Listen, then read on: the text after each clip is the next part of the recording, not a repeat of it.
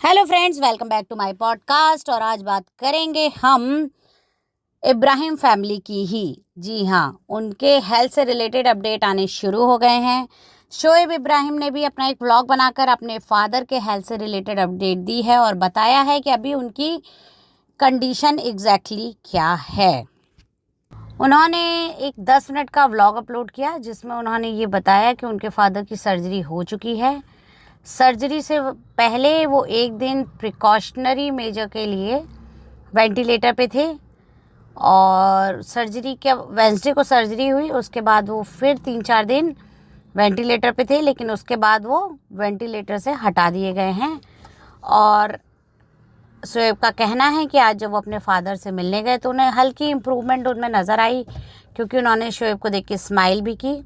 उनको स्पीच का इशू हो रहा है जिसके लिए उनकी स्पीच थेरेपी चलेगी, प्लस उनकी फिजियोथेरेपी चलेगी, क्योंकि फिजियोथेरेपी तो उनकी पहले भी चलती थी, बट इस बार कंडीशन पहले से थोड़ी ज़्यादा ख़राब है जिसकी वजह से उन्हें स्पीच का इशू हुआ है और उनकी स्पीच थेरेपी इसके लिए चलेगी।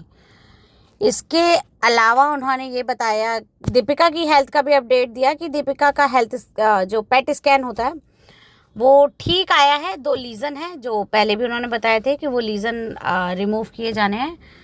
उसके अलावा कंडीशन में कोई बहुत बड़ा ड्रास्टिक चेंज नहीं है। हेल्थ उनकी कंपैरेटिवली ठीक है और उनको भी जो लीज़न है उसी को रिमूव करवाना है। इसके अलावा और कोई इशू उनको नहीं आया है। ये सारी हेल्थ अपडेट शोएब ने अपने वीडियो पे दी हैं। इसके साथ ही साथ उन्होंने गुड न्यूज़ भी शेयर किया। उनके घर में जो निक्कू उनके हेल्प के लिए रहते हैं, उनके घर में बेटी हुई है और बाकायदा उन्होंने निक्कू को अपने चैनल पर दिखाया और ये बताया कि कैसे निक्कू की वाइफ हॉस्पिटल में एडमिट होने के बावजूद, डिलीवरी का टाइम होने के बावजूद निक्कू उनके फादर के साथ ही रहे। और निक्कू का कहना था जब तक कि पापा जो हैं वो उनकी कंडीशन क्रिटिकल रहेगी या वो आईसीयू में रहेंगे, वो अपनी वाइफ के पास नहीं जाएंगे। और निक्कू की वाइफ ने भी उनसे ऐसा ही कहा, ऐसा बताया गया व्लॉग में। और निक्कू को भी दिखाया गया जहाँ पर निक्कू मिठाई खिलाते हुए नज़र आए। शोएब को मिठाई खिलाई उन्होंने। इसके साथ ही साथ व्लॉग में दीपिका भी नज़र आई और उन्होंने भी निक्कू को बधाइयाँ दी। और दीपिका शायद उनकी वाइफ और बेटी से मिलकर भी आई है और उन्होंने बताया और उन्होंने भी मिठाई खिलाई एक दूसरे को। तो ओवरऑल देखा जाए तो पूरे व्लॉग का जो निचोड़ निकला है वो ये निकला है कि पापा की कंडीशन अब ठीक हो रही है। वो कंपैरेटिवली जिस कंडीशन में उनको लास्ट सैटरडे को एडमिट किया गया था उस हिसाब से वो अब खुद को उनमें इम्प्रूवमेंट दिख रही है, वो बेटर हो रहे हैं। ये उन्होंने अपने व्लॉग में क्लियरली मेंशन किया है। बहुत ज़्यादा इम्प्रूवमेंट नहीं है, कितना टाइम लगेगा, कब तक पापा हॉस्पिटल में रहेंगे, इन सब बातों पे बहुत क्लियर कट उन्होंने कुछ नहीं बताया है, लेकिन उनमें स्लाइटली इम्प्रूवमेंट दिखाई दी है। तो इसका मतलब है कि अभी लंबे समय तक उन्हें हॉस्पिटल में रहना पड़ेगा और लंबे समय तक उनका जो ट्रीटमेंट है वो चलेगा। प्लस जब वो एक बार घर भी आ जाते हैं तो उनकी स्पीच थेरेपी, फिजियोथेरेपी, इन सब पर काम होता रहेगा। इसके अलावा सबा ने भी एक व्लॉग शेयर किया है जो हेल्थ अपडेट तो नहीं कहेंगे, हेल्थ अपडेट से कहीं ज़्यादा वो एक व्लॉग ही था। क्योंकि देखिए, कुछ भी हो जाए, हमारी जो आपी है ना, ये बहुत लंबे टाइम ना व्लॉगिंग से दूर नहीं रह सकती।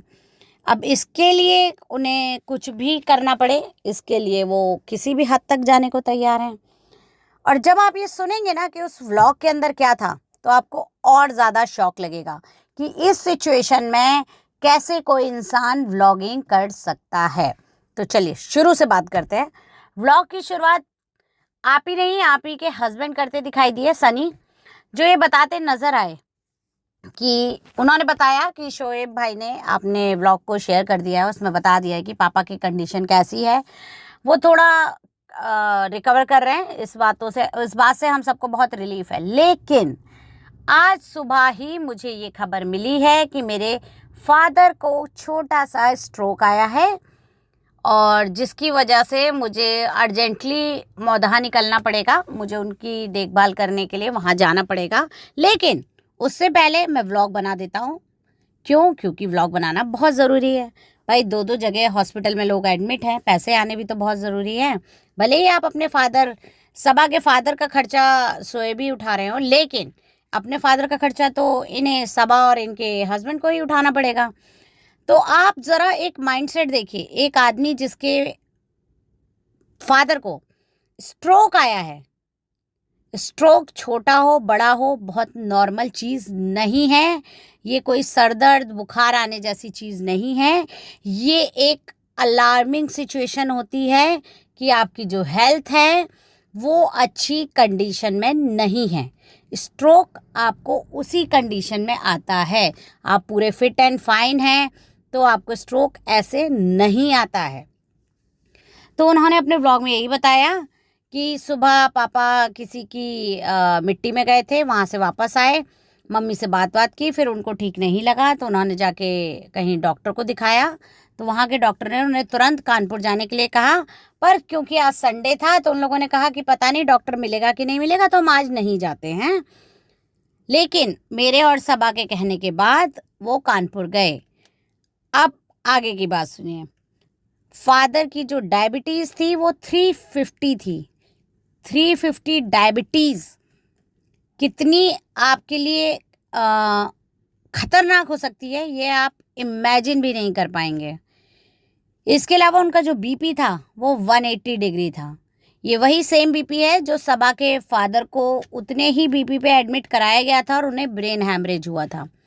आप देख लीजिए, एक तरफ आप देख रहे हैं कि आपके ही परिवार का कोई बहुत अपना हॉस्पिटल में इन्हीं सब सिचुएशन की वजह से एडमिट है, दूसरी तरफ आप अपनी चीज़ों को इतना नॉर्मल और कैजुअल ले रहे हैं कि आप पहले बैठे हुए हैं, आप सारी दुनिया को ये बता रहे हैं कि हमारे घर में क्या क्या कंडीशन चल रही है।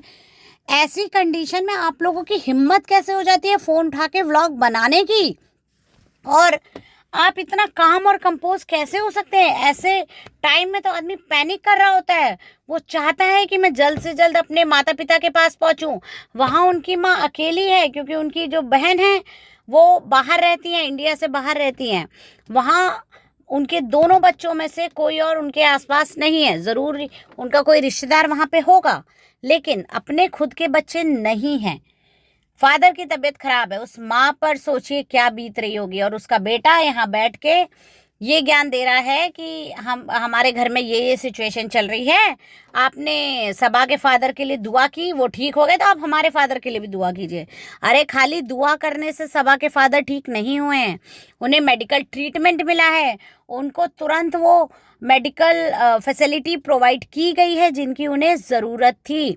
ना कि उनका बेटा पहले बैठकर घर पे व्लॉग बना रहा था जैसा कि आप कर रहे हैं। इतना ही नहीं, उन्हें कानपुर जाना था और बात क्या निकली कि मैं ट्रेन से तो बहुत टाइम लग जाएगा और आपको जैसे पता है कि मुझे फ़्लाइट से ट्रैवल करने में डर लगता है, लेकिन फिर भी बिकॉज ऑफ दिस सिचुएशन मैं फ़्लाइट से ट्रैवल करके और कानपुर जा रहा हूँ। अरे भाई, ये वही आदमी है जो सऊदी में समवेयर कहीं जॉब करता था। तो ये सऊदी साइकिल से जाते थे, ऑटो रिक्शा से जाते थे, या खुद की गाड़ी चला के जाते थे? क्या ये उस टाइम फ्लाइट पे ट्रैवल नहीं करते थे? तो हाउ कैन यू से कि मुझे फ्लाइट में ट्रैवल करने से डर लगता है? आप लोग ऐसी इमेच्योर ऐसी बातें कर कैसे लेते हैं? मुझे तो ये समझ नहीं आता है। ऊपर से ये पूरे रास्ते यही गाता रहा है कि मुझे फ्लाइट से ट्रैवल करने में डर लगता है। इन्होंने बाकायदा दिखाया कि सनी ट्रैवल कर रहे हैं, फ़्लाइट से जा रहा है, उनके साथ उनका एक और भाई है जो खुद फर्स्ट टाइम ट्रैवल कर रहा है फ़्लाइट से। इन्होंने ये सारी कहानियाँ दिखाई वहाँ पर। अब मुझे इनकी यही तो लॉजिक समझ नहीं आते हैं कि आपके फादर हॉस्पिटल में एडमिट हैं, उनको एक माइनर स्ट्रोक आया है, कैसे आप लोगों की हिम्मत हो जा रही है कि आप कैमरा उठा के व्लॉग कर रहे हैं? या आप वो खर्चा निकाल रहे हैं जो फ्लाइट के जाने में बुक हुआ है, या आप ये व्लॉग बनाकर वो खर्चा निकाल रहे हैं जो आपके फादर के हेल्थ के लिए खर्च होगा? और वहीं सबा भी कम नहीं है, उन्होंने भी अपने पूरे व्लॉग में अपनी मम्मी को भी दिखाया जो बाकायदा रो रही थी। अब वो वाकई में रो रही थी या व्लॉग के लिए रो रही थी ये तो वही लोग जाने, लेकिन ऐसे कैसे आप सिचुएशन में अपने घर वालों को पब्लिक प्लेटफॉर्म पे डिस्प्ले कर सकते हैं। मेरे लिए तो ये बात बिल्कुल समझने लायक नहीं है कि आप लोग ऐसा कैसे कर देते हैं। आपको इस बात की कोई भी चिंता नहीं है, आपको इस बात से कोई भी लेना देना नहीं है कि हमारी फैमिली के हेल्थ पे क्या इम्पैक्ट पड़ेगा। चलिए आज के लिए इतना ही। आपकी इस पे क्या राय है आप हमें ज़रूर बताइएगा।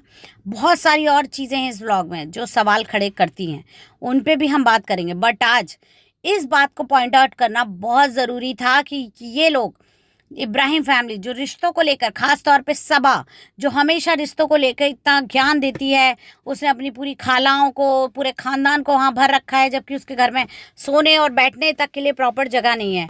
और यही वो लोग हैं जो अपने माँ बाप को ऐसी सिचुएशन में छोड़ के घर पे आराम से बैठ के व्लॉग बना रहे हैं।